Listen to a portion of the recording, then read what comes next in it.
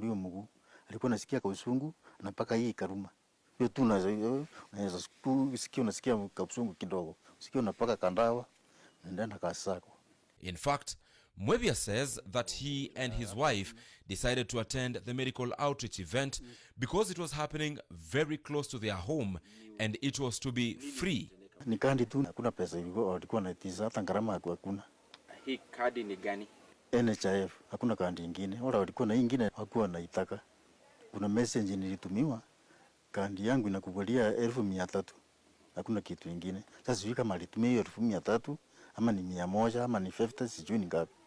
Catherine Nsese was unceremoniously picked from her home, and days later, the worst happened. She died.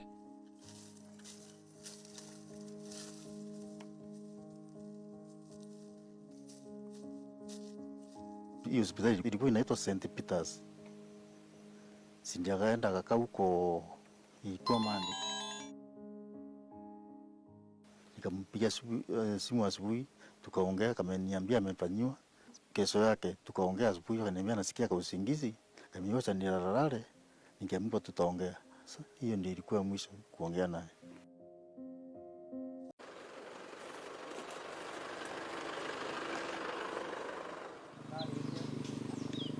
Douglas Kiraithe lives not too far from Mwebia's home. He says in his more than 60 years, he thought he had seen everything there was to life, both the good and the bad.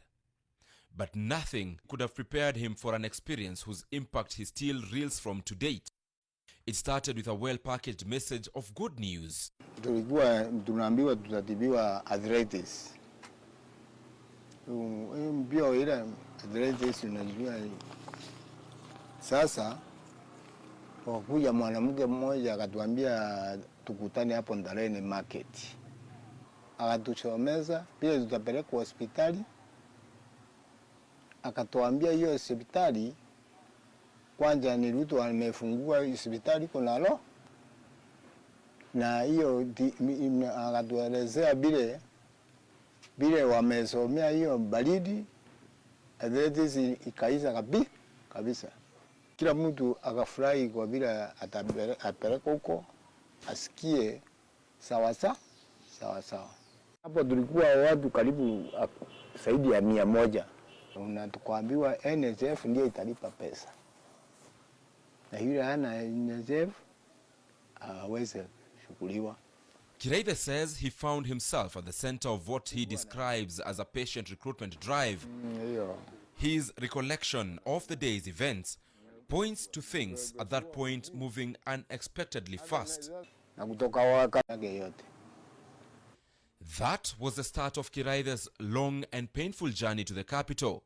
In 2 days, the man set out on a journey which he believed was to be to the operating table. Ilikuja Nissan. Wale watu wa huko tukaingia hiyo Nissan, tulikuwa watu 16. Tukapelekwa saa 2 tulikuwa Mwea. Saa 5 tukafika Nairobi. The team of 16 people in the vehicle had up to this point believed that they were all being taken to one facility for treatment. After all, it had been mentioned before that this was a project started by President William Ruto to benefit all arthritis patients. Kufika saa 5 hata dereva yule anaenda sijui kama akaingia hapa akaambiwa si hapa. Kwa hivyo tuzunguka hapo kutafuta hospitali ile tunale. Douglas shares that some people were dropped off at other facilities.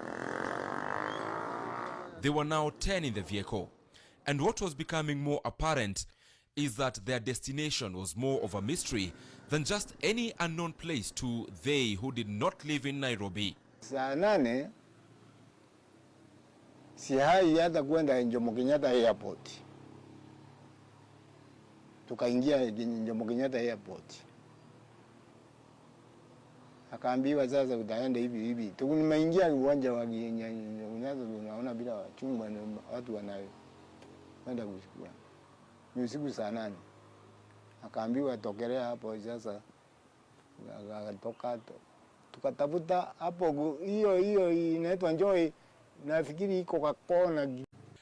After an approximate 15 hours at the facility, Kiraive and his team, only with 1 injection and 30 pieces of tablets, were free to go home. Huko Isli.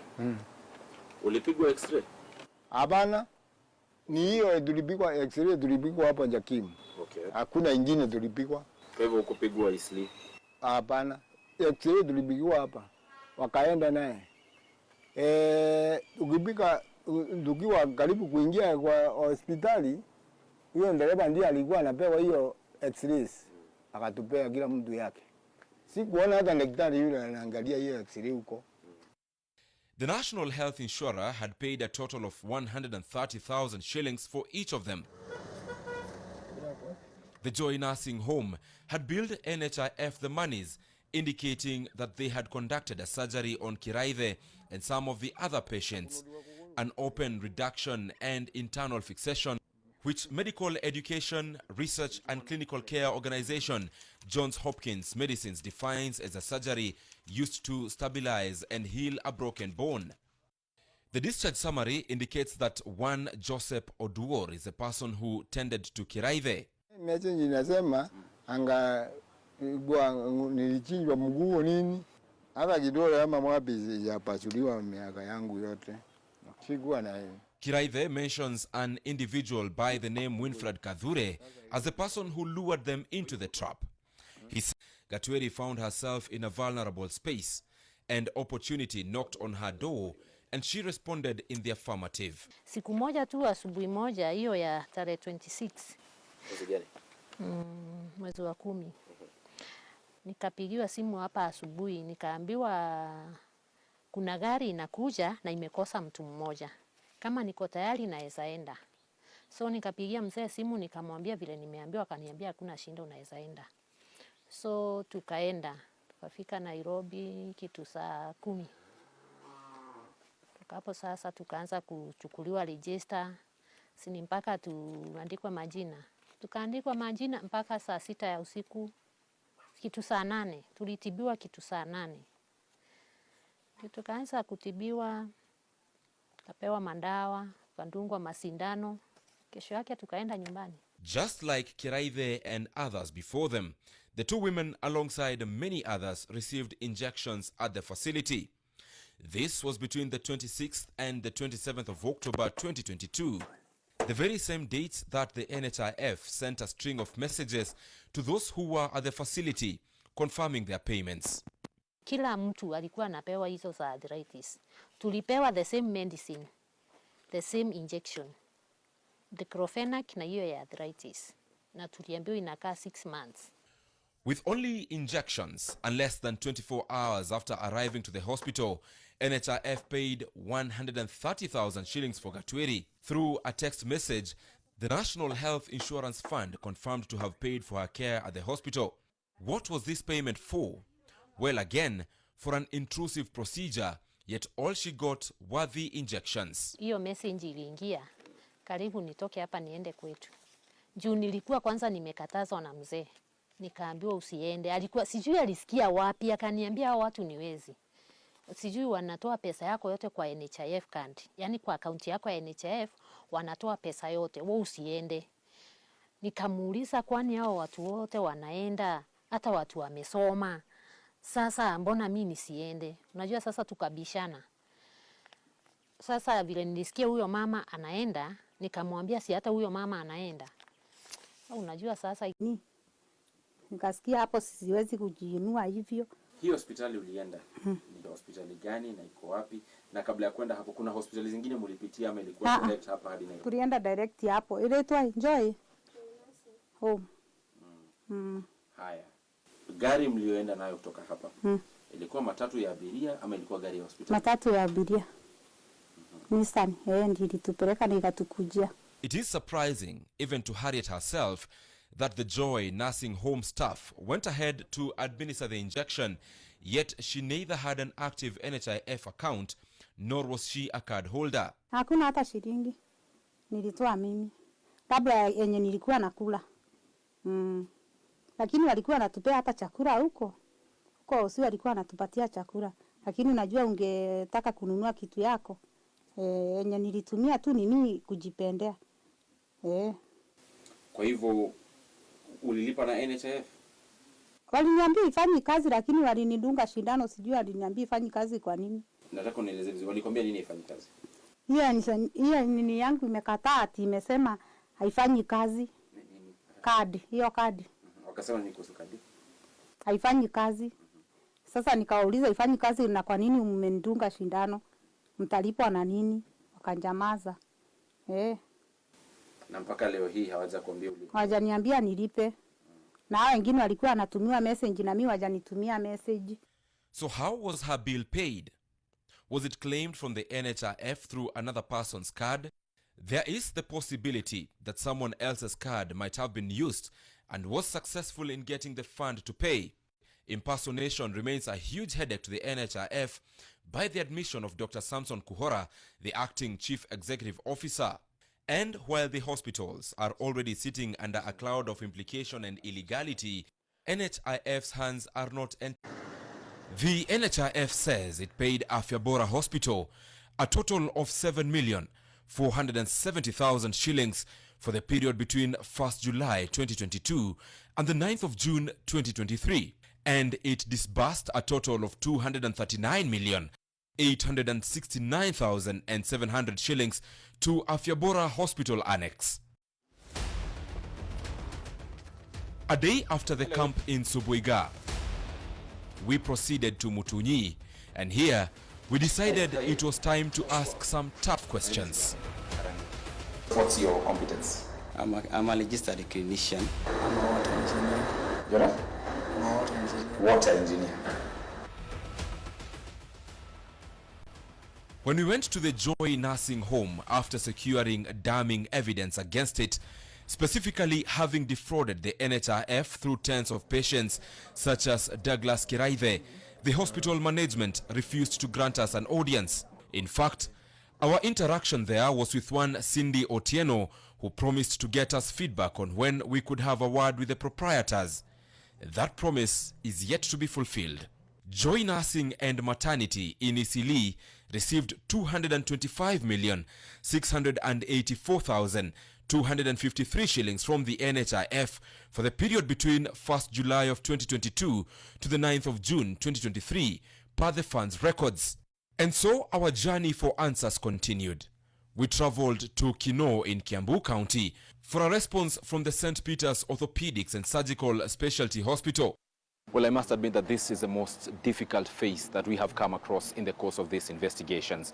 We are at the St. Peter's Surgical and Orthopedic Specialist Center here in Kino, and we had come to find their response to the allegations that Catherine Nsese Jacob died from here.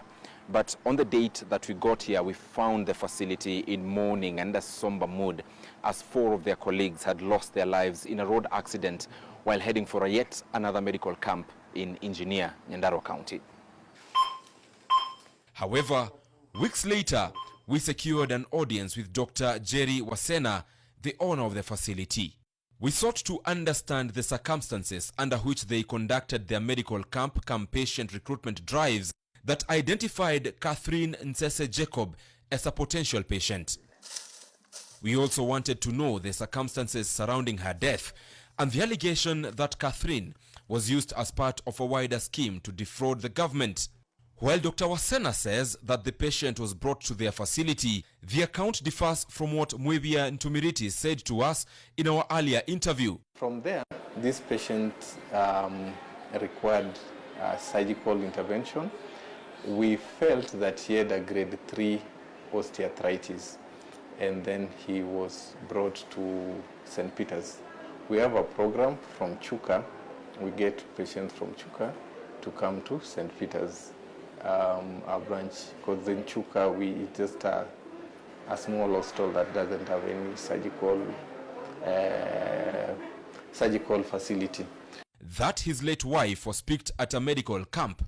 Nonetheless, we continued to listen to Dr. Wasena's side of the story. Well, in the hospital, we did everything necessary to ascertain whether, one, the surgery was important, and then 2, we did the basic evaluation for the patient, including blood tests. We did basically what we call full hemogram. We checked the kidney function, and they were all normal, and we felt the patient could benefit from surgery. We did a successful surgery. Unfortunately, on day 2 of post-surgery, when the patient started to walk, when she came back, she felt certain difficulty in breathing, and she died within a very short period. We tried to resuscitate, took her to ICU, but she still died. Our biggest problem post invasive surgery like knee replacement and hip replacement is what is called DVT, or a clot formation. And our worry is usually this clot can go from the leg and go to the heart. And that's what we suspect, beyond like 95% suspicion that that's what must have killed, because of the way it presented clinically and the shortness of how the critical, I mean, it was like within 30 minutes the lady died. So most likely it was a pulmonary embolism, or rather the clot that went to the lung. A pulmonary embolism. This is what Dr. Wasena suspects killed Catherine, but without the certainty provided by a post-mortem examination, the family lacks the concrete affirmation as to whether that was indeed the case. In our medical practice, there are things that occur more commonly. So if death occurs in a certain manner after a certain procedure, we know that most likely this is the cause of death. Like, as I told you, the most common cause of death after knee replacement and hip replacement is that clot forming and then causing what we call pulmonary embolism, and somebody dies. So this was somebody who was just doing her things. She was walking, she walked to the toilet, and when she came back, she felt she developed sudden difficulty in breathing and chest pain, and that most likely was pulmonary embolism. However, if the family requests for a post-mortem, we usually do the post-mortem. We, at that time, when the death occurred, we called the husband, and the husband was here, and the husband did not request for a post-mortem. Catherine's death was a lead to a significant issue: the claims of illegal medical camps and alleged fraud against the NHIF. Tukafika Nairobi. There is a possibility of insider job. And one of the things that we've done over the last 2 months is actually for all the staff to declare any conflict of interest.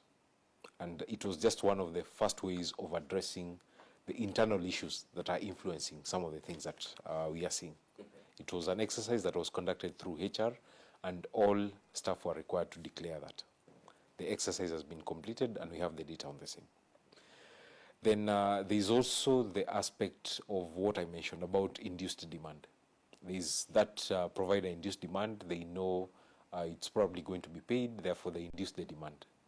There are checks towards that. I mentioned about pre-authorization, I mentioned about surveillance, there are medical audits, and there's the post-adjudication.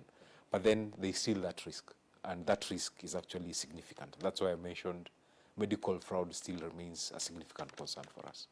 As is evident to see and hear, Harriet's life has been disrupted significantly, hers and those of her family members.